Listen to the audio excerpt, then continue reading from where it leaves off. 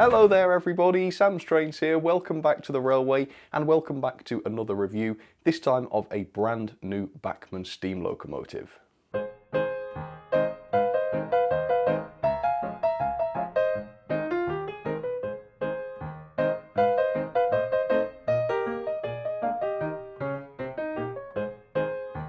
So it has been an incredibly long time since I last looked at a brand new Bachmann steam locomotive.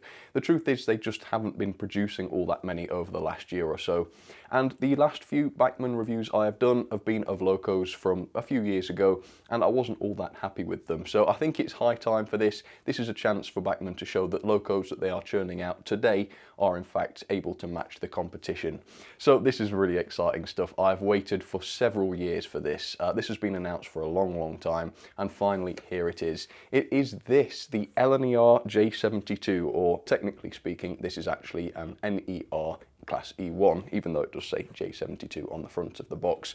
So I bought this from Rails of Sheffield for £110.46. If you'd like to check these out, I have included a link in the description. You can take a look at them, buy one if you'd like, and also see which other versions are available. So let's talk about this then. Let's address the first sort of elephant in the room, which is the price. Now the RRP of these is incredibly expensive, £129.95, which is quite a lot more than the RRP of other models, other similar 060 models that are on the market at the moment. For example, it is £20 more than the latest Hornby Terrier on RRP. So as a result of that, there's no room for any of the quality issues that we had with the Hornby Terrier. It's also £20 more expensive than the Hornby Peckett B2. The key thing about that was that the body was largely die-cast, and so I consider the extra money to account for the extra size of this J72, and so no pressure, but I don't think it's unreasonable to expect a die-cast boiler on this, at least that's what I hope. It's also £15 more expensive than the considerably larger Oxford N7 tank engine, which of course was an amazing model, loads of die-cast, quite a complex paint job on that one. Going to be quite difficult to beat that, I'd imagine. And get this, it's only £10 cheaper than this, the Hornby J36. Not only does that have a reasonably complex paint job, it also has a die-cast boiler and, hey, even a tender. So I do think that Bachmann are up against it really straight off the bat, because they have set incredibly high expectations with a price tag such as this one. Like I say, it's a lot more expensive than other similar models on the market. However, I am pretty sure actually that Bachmann are going to live up to that expectation. I've heard great things about this. The last brand new Bachmann locos I looked at were the Atlantics, the H1 and the C1, and although very expensive, they were incredibly impressive, and I'm expecting the same from this. So with that, like I say, I'm really looking forward to getting this out. Just look at that there. Even inside the box, it looks astonishing. So let's get to it and see what it is like at long last.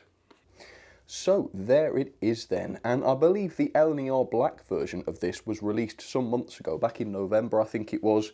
However, I've been really careful not to look at any videos, not to read any reviews about these, because I want to go in with a completely clean slate. But as I say, looking through the front of the box looks absolutely astonishing. If I show you the end of the box, you can see the product number here, which is 31-063. It's an E1 class 2173, presumably that's the running number. NER lined green, and also you can see this takes a next generation 18-pin DCC decoder, so if you wanted to chip it, that's what you need to do.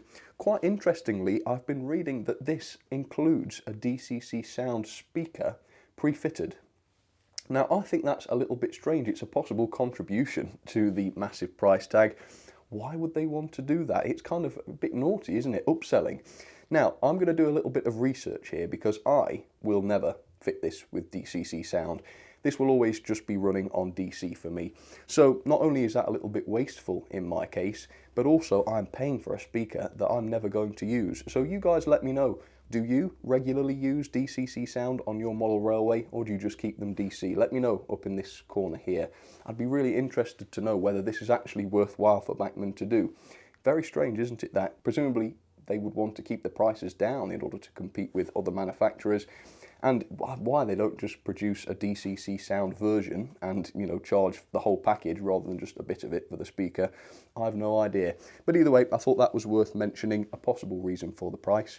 Anyway, stop waffling, let me turn the box over because you can see there is a brief history of the J72, so as always, feel free to pause and read that if you'd like to, although I will give you a little bit of history in just a second. But for now, I can hardly hold it off any longer, so let's get this out and find out for the first time what this is like. This came over Christmas, but obviously I haven't been making videos for a few weeks, so I've actually not had this out of the box yet. Incredibly difficult to do that, not to take it out and have a peek, but this genuinely will be the first time. So let's slide out the blister pack, see if I can get a sense of the weight. Yeah, the weight seems pretty good.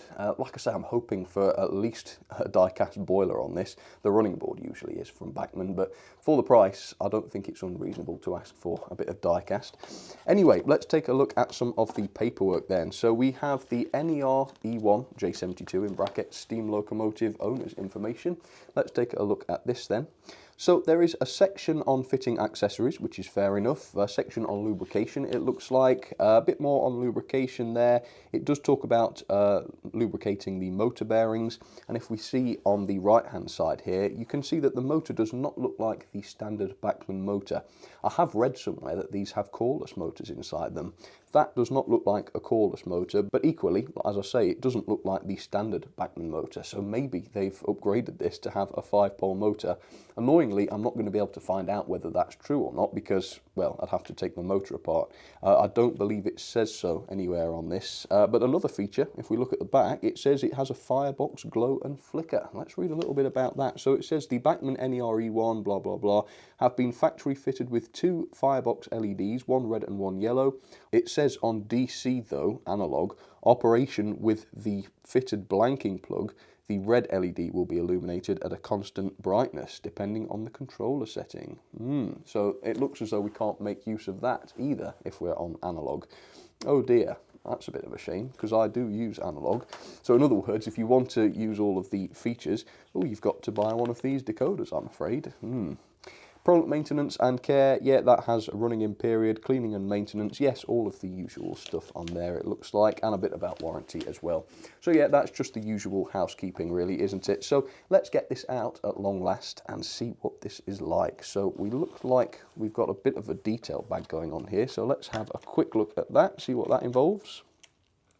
Oh, it's like glued to the packaging. So we have what look like cab doors, so presumably you've got to fit those. There are lamps, which you can fit if you'd like, and then it looks like just some chain link couplings as per the pre-grouping era. So, yep, that looks pretty good. Not an awful lot of accessories to fit yourself, which suggests, obviously, that the bulk of the detail has been factory fitted, which is exactly what you want for a model of this price. Right. Shall we go for it then? I'm almost a little bit nervous because I've been following these for so long. So there it is, and already I can tell that the finish on this looks absolutely superb. But let's find out for sure. Here it comes. Wow. The running board feels pretty cold to the touch, so I'm pretty sure that is die-cast. Are the tanks and boiler die-cast though? Feeling it, I would say sadly not, which again is a bit confusing, isn't it, given that other manufacturers can do it for less. However, the livery does at least seem to be extremely complex, and taking a look at it here, first impressions suggest that there is an incredible level of detail on this. And yeah, I just absolutely love the looks of that. That looks fantastic. So here is a brief history of the class. I'll get this weighed and have a good close look, and then we'll talk about some of the different details together. Okay, let's get to it. So the J72 started life on the North Eastern Railway when 20 of them were built at Darlington Works over 2 years from 1898. They were designed by Wilson Wordstill and initially classified as the NER Class E1, as we've been talking about. They were largely used for shunting.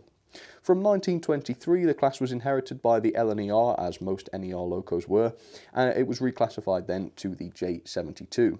Following the first batch of 20 engines, many others were built over the years, some as late as 1951. In fact, during Thompson's reign, just before nationalisation, the J72 was effectively condemned for withdrawal. However, when Peppercorn took charge, His idea was to list them as a standard light shunting locomotive, and he in fact ordered yet more members of the class to be built. And indeed the final batch of Class J72s were built between 1949 and 1951 by British Railways, which is an incredible testament to the success of the design really. Like all British steam locomotives though, their eventual withdrawal was inevitable and all but one of the class were scrapped.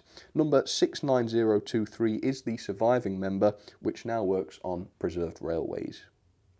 Okay, so there is the E1 then up close and personal for you, and just take a look at that. Yeah, this is a hit with me, I'm afraid. Absolutely love this one, just the livery really, and of course the sort of pre-grouping shape and style that this loco has, but I would say mainly the livery, so already I'm a huge fan of this one.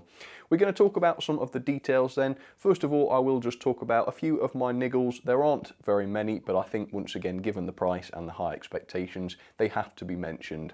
The first thing then is the weight. This loco is not very heavy. It's not ludicrously light or anything like that, but it was noticeably light when I picked it up out of the box. So this weighs in at 176 grams, and just for comparison, that is nearly 50 grams lighter than the old mainline J72, which is goodness knows how many years old, so it's considerably lighter than the loco that it's supposed to be replacing in the range. It's also lighter than the Hornby 060 Peckett, the B2. Despite being a larger loco than the B2, it is around 5 grams lighter than that, and it's close to half the weight of the much cheaper Oxford N7, which weighed in at about 300 grams. So yeah, this is pretty plasticky. It's largely plastic, unfortunately, which is a little bit of a shame. However, as I say, the finish is absolutely superb. In fact, the only places I can really fault the finish are the sort of axles. As you can see, there's been no attempt to blank them out, which makes them look a little bit toy-like. Even the original split chassis J72 had those axles covered up. Although the strange thing is, they have sort of attempted to cover them up. There's one axle over on the other side which has been sort of painted into the green, but why the others haven't, I have no idea. Is it just sloppiness? Has the paint just come off? I don't know. That's really quite strange. One thing that is for sure though, the wheels look a damn sight better on Bachmann's website, entirely different in fact, which is a bit naughty, borderline misleading, although I did hear that the wheels were found to be incorrect and had to be changed. One thing is for sure though, they don't look better now, do they? And they certainly don't look more realistic if we take a look at a photo of the real thing. The other thing is there's a few sort of nicks in the metal running board, which is a little bit strange. Once again, over on the other side, it's like somebody's dropped it or something in the factory. Not a major thing, but I did notice that when I was looking over the model. So yeah, 3 minor niggles there, do consider those. Perhaps the quality isn't absolutely astonishing, but like I say, the livery is. So let's take a look at some of this. Well, the lining, for example, on the boiler, absolutely top notch. You can get as close to that as you like and it looks astonishing, really does. And of course you've got this sort of band of gold just behind the smoke box as well, which looks incredible. You have the lettering on the side of the tanks, NER once again just applied onto there with absolute precision and perfection, and that sort of white and black lining on the tanks looks incredible as well. The running board / running plate also has the red lining on it, as do the steps and such. Once again, just the precision on that is mind-bogglingly impressive. On the side of the coal bunker, we also have the running number there, as well as some sort of plate. Presumably that will be legible. I'll try and get a close-up so that I can show you that a little bit later on, but that looks really great. Even the wheels have painted details on them. The white lining around the wheels, there's a few areas where it's not been applied absolutely perfectly, but for some reason manufacturers do tend to struggle to paint wheels. I guess it must be a difficult thing to do. Maybe alignment is difficult. I don't know, but we often see a bit of that, don't we? And get this, look, between the frames you can see there is a little bit of a depiction of the valve gear there, which is painted too, so it really catches the eye. Now that is the kind of feature that you would expect on a model that costs this much, and sure enough, Bachmann have not disappointed. One thing that really impressed me was the sort of cab windows. As you can see, they have been lined. There's no misalignment with those or anything like that, as we've seen on models from different manufacturers in the past. That looks superb. And the windows are individually glazed. At least they are on the back. As you can see, there's no sort of transparent glazing piece on the back windows there, at least not visible. There is one visible on the front windows, but how much of a difference that makes, I'm not entirely sure. It's also worth taking a look at the cab while we're here, because it is an incredibly well detailed cab. As you can see, lots of the different components there have been picked out, and don't forget that you do have the firebox flicker, or rather it doesn't flicker on analog, but if you chipped it, it would flicker apparently. And also the floor and ceiling of the cab have been painted up as well. So the cab is absolutely incredible, and obviously a far cry from the original split chassis J72 that Bachmann used to produce. Taking a look around the front, as you can see, we have the separately fitted smokebox dart, although would we call it a dart? It's more of a handle, definitely, with this one. One thing I do love about this is the handrails, as you can see. Now, on some models, the handrails look awful when they're glossed up, but this particular livery really lends itself to the glossy handrails, the high shine handrails rather, and they look incredible, and that's consistent across the entire model, which is great to see. Also, we have metal safety valves, which is great. It's probably a weird quirk with me, but I just don't like seeing plastic safety valves. They just detract from the realism to me. The whistle appears to be just plastic, although that is quite a complex piece, so I think that's pretty much fair enough. If we take a look at the buffer beams, you can see we do have the running number applied onto there, and once again we have these metallic high shine buffers, which look fantastic. And yes, they are sprung, as you can see. They do get stuck, I've noticed, but if you push them sort of dead on, they don't seem to, which is really, really good. As I say, we do have a die-cast running board, which is where most of the weight of the model comes from, and so it's a good job, really, that Bachmann have done that. And onto that running board, you can see we do have the lamp irons there, not just on the front, but on the back as well. And around the back, you can see we have more of those high-shine metallic handrails, quite a few separately fitted parts, including this lamp bracket, which really protrudes out a long way, but it's sturdy as well. I'm touching that, look, and it's not flexing at all. Around the back, we have the coal bunker here, which as always has that sort of stylized glossy coal, which Bachmann often use. A few years ago, that used to sort of irritate me, but I must say that's grown on me. I quite like that now. I've noticed that the back of the cab isn't painted, which I wasn't expecting. I'm pretty sure that will be prototypical. I suppose we could try and check. But I did read somewhere that the entire NER green was a bit of a myth. It's not clear whether that actually ever existed. I think Bachmann know that, but either it's just correct and what I've read is wrong, or it was such a good seller that they decided to do it anyway. But either way, it ticks all of the boxes. All of the possible wow features that Bachmann could have included on this have been, and it's super, super impressive as a result. The other thing is, of course, we have the tension lock couplings pre-fitted, although if you find them ugly or you don't want to use them or you want to change them, obviously they're NEM, so you can easily exchange them if you would like. For now though, I think that basically just covers it. Everywhere you look, the finish is superb, and it does really show. It certainly does. So let's get this down onto the track then. We'll give it a little bit of a test and find out what the performance is like. Now that should be interesting. All right, so there it is, the absolutely beautiful E1 or J72, whatever you want to call it, down onto the track, ready for its first test. It does seem, thank goodness, that Bachmann's days of fitting inferior mechanisms into their locos are well and truly over, because the mechanism in this loco seems to be really good. So we have all-wheel pickup, as you'd well expect. We have a proper set of bearings on, well, inside the chassis, which is great. I have whipped the body off to try and get a look at that motor. As you can see, it does look like a coreless motor, and as I said, I have read that it's a coreless motor. So I think I would say that it is a coreless motor in here, but do take that with a pinch of salt. I'm still not entirely sold on the merits of coreless motors, particularly because they're incompatible really with feedback controllers like this one, the ubiquitous Hornby HM2000, which is a little bit of a shame. However, if it runs well, it doesn't matter to me, and it is worth saying that the size of the motor seems to be considerably larger than the type that DJM used to use in their locos, so that's pretty good. I assume this is the speaker here, which is pre-fitted. Unfortunately, I can't use that because I'm just going to be running this on DC, but it is what it is. Either way, let's give this a run. Now, it hasn't been run in yet. This is just an initial test straight out of the box, although, as always, I won't draw any final conclusions on the performance until it has had the full running in period. So let me set this to forwards then, and we will see how this goes. I am looking forward to seeing this. Okay, I'm going to turn it up very slowly, and we will see how it goes.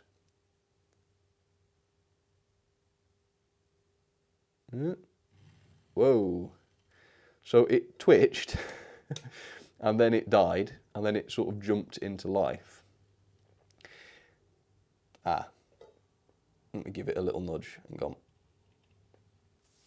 Okay. Just give it a little bit more power then. There we are. Okay, so sounds a little ropey, folks. I'm not going to try and do a crawl with it. It seems to go incredibly quick. This is 50% speed. Man, it's like a rocket. Okay, but yeah, as I always say, it's not been running yet. We can't draw any conclusions from it at the moment. Now that it has had a little bit of a charge up and down, let's just bring it into shot again and see if it will crawl, just see if we can get an idea of what it will be able to do once it's running. That's good. It does seem to be vibrating quite a lot, and it so far has cut out every time I've tried to do a crawl. But I think there's promise there, isn't there? It's too early to say, I think. But we'll get this going. I'll set it to half speed, which seems very fast, but we'll get it running at half speed, and I'll talk to you about it in a second. So I have to admit the out-of-the-box performance has got me a little bit worried. It's very noisy, not particularly reliable, especially at slow speeds. However, I'm pretty confident it's going to get better. I really hope it does. And I should say I'm not running this on a feedback controller. I'm doing this on my Gauge Master Combi, which is not a feedback controller. So yeah, fingers crossed, wish me luck. Hopefully it will get better and we'll come back in, well, 45 minutes or so, or if it needs it, the full hour, and we'll give it another try, see if it's any better. Okay, we are back. So I've done various tests, and yeah, the performance is very interesting. Overall, it's very, very good. I must say the performance has impressed me. The pulling force is very good. I measured 0.22 newtons, which is a lot more than I'd expect for a loco of that weight, which does suggest that the choice of material for the wheels was indeed a good one.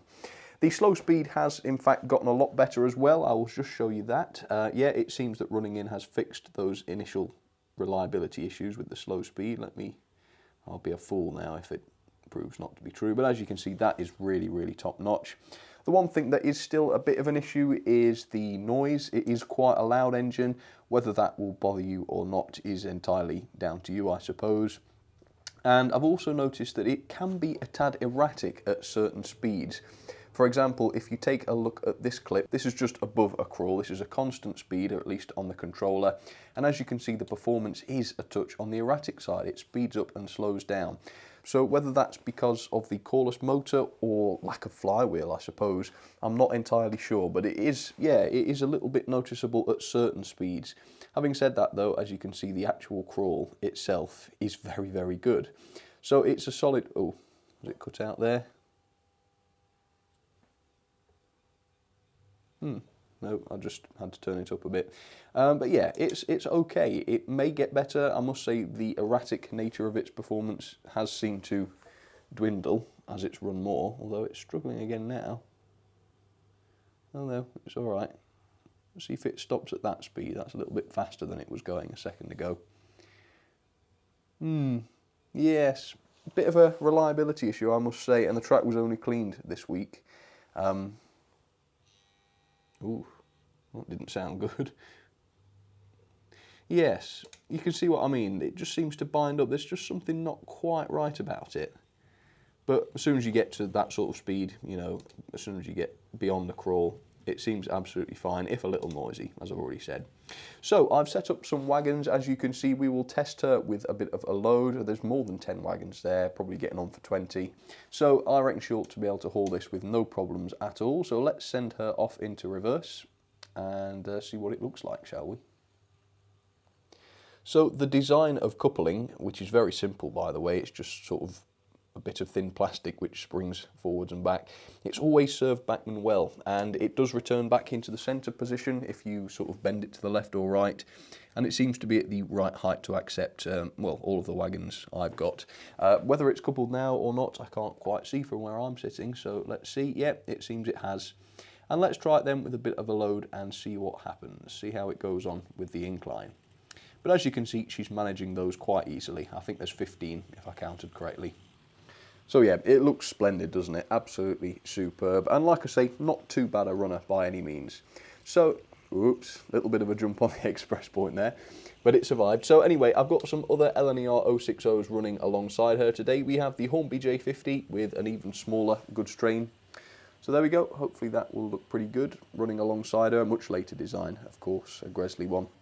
And then on the middle line, I have the older version of the Bachmann J72. Here it comes now. I must say, the noise levels are not that dissimilar. I'd say this one is louder, definitely. But I would also say that the crawl, well, let's find out actually. I would say, if I remember correctly, that the crawl on this version is slightly better, but let's give it a go. This has got a load, by the way, so it's perhaps not terribly fair. If I just ease it up. Oops. Wow. That is moving, isn't it? Or has it stopped now? No, it is moving. Whoa. So unfortunately, it looks as though the old, very inferior J72 does a better crawl. Look at that, that's bonkers. And with a load as well, there's about 7 wagons on the back of there. Let's try that forwards. Wow, I'd forgotten how good that was. Crikey. Right, let's just get that out the way and just compare that directly. Oh gosh, they're all arriving at the same time now. Ah! Okay, hang on, let's focus. Right. Whoops. So it definitely kicks in at a lower speed. I think that's the cordless motor. They're a very efficient design, aren't they? Right, let me be a bit more careful then.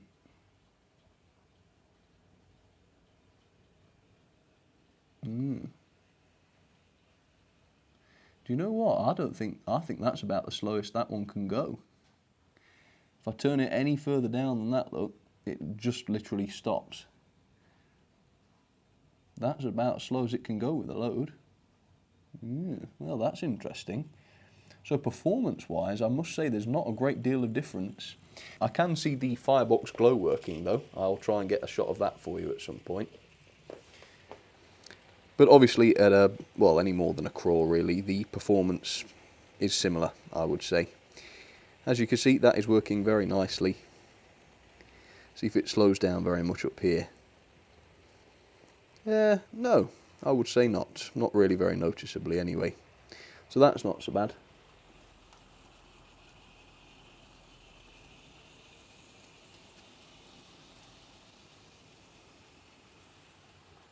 But even though the performance between the two is similar, it must be said that this one looks 10 times better, doesn't it? Yeah, the level of detail is objectively way, way better. I wonder if the pulling powers are very different. I expect so, because the old version is a lot heavier. Look at that though. I know they were more designed for sort of goods work, but I'm going to have to hook her up to some LNER coaches or something. I'd just love to see that. But perhaps not today. We'll keep it pure today. And I'll live dangerously in another video, shall I?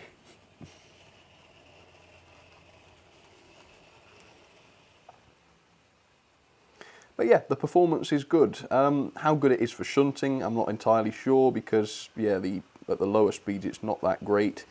However, that's only on analog. It does seem as though this is more designed towards the DCC user, given the motor and the speaker and all that other stuff.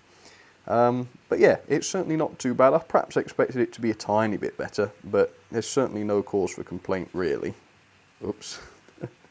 Yeah, it does struggle on those express points as well. I don't know why that would be. So here are my ratings for the beautiful Bachmann J72, or E1, whatever you want to call it. I think the level of detail had to be 5-star really. The livery application, the additional details, sprung buffers, separately fitted metal safety valves, the firebox glow. Yeah, there are plenty of additional features which make this easily deserving of 5-star. On to performance then, I've given this 4 stars. Now while the slow speed performance did improve massively having been run in, it's still quite a noisy loco, which puts me off a little bit. Yeah, the sound is pretty unhealthy. That's not really a major problem. I've also noticed that the gear ratios are such that the loco runs pretty fast at even a medium speed. Now normally you would say, yeah, we'll just slow it down, that's not really a problem. Well, on analog it isn't quite that simple, particularly on a large layout like mine, because what you find is, and bear in mind you can't use a feedback controller, so you have to just use a straight DC controller. If you slow a loco down, the further it gets away from the power supply on the track, the slower the loco goes, so you just find that it slows right down. If you could use a feedback controller, that wouldn't be such an issue, because the controller can adapt its output in order to maintain a more constant speed. You can't do that with a coreless motor if you're not using a feedback controller, so it's actually quite difficult to get this loco to run nice and slowly, at least around my layout. So that's the reason I've given it 4 out of 5, quite complex there, but generally speaking the performance is very, very good. I personally would have preferred that they'd geared it such that it ran a little bit more slowly. The actual pulling power though is really quite impressive. It has a pulling force a lot higher than I would expect for a model of this weight. In fact, even though it weighs less than the Hornby B2 Peckett, the pulling force was actually more than the B2 Peckett, and yeah, I've calculated that this should manage 16 coaches on straight level track, which is very impressive. The mechanism I've even given a 5 star. Yes, it's got a coreless motor, but that doesn't seem to affect the performance negatively, so I can't really knock it down for that. It's got the full pickups, it has the speaker pre-fitted, which is pretty good, I suppose. Yeah, there's no real way to fault the mechanism, so I've given it 5 stars there. The quality I have knocked down a little bit, first of all because it is very, very plasticky, the weight suffers as a result, and it's also just quite plasticky to the touch. Also, there are a few issues with the application, particularly to the wheels and the axles, and a couple of other minor issues like that, but generally speaking the quality is not too bad at all. The value for money then, now it's not as bad as I first thought. Actually, the features such as the firebox glow, the incredible livery, the pretty decent performance, I think all go together to justify that massive price quite well. However, it does seem to be still true that other manufacturers seem to be capable of producing similar models, but for a considerably smaller cost. So I've given it 3 stars there. It's not bad value, I've not gone so far as to say it's bad value, but I think it could have been better as well. If this was available for more like £100, I would be giving it a much higher value mark there. Overall then, that is 8.15 out of 10, a very good score. Into the logbook it goes. There we go, it's just beaten the Rustons there. Top place, very, very good indeed. So there we are then folks, there you have it. Let me know in the poll how you personally would rate this out of 5. And then if you want to justify it down in the comment section, absolutely feel free to. But yeah, I hope you enjoyed that. I certainly did. It definitely lived up to most of its high expectations, didn't it? Which is really good to see. Also then, if you'd like to pick one up for yourself, I do have the affiliate links down in the description. They will take you to Rails of Sheffield, who, just like Hattons really, do offer a great service, and I think you'll be well taken care of if you decide to purchase from there. Oh, look at it go. Love it. Right folks, well thank you for your time, thank you for watching, hope you enjoyed that as much as I did, and I'll catch you on the next one. Alright, cheers everybody, see you very soon.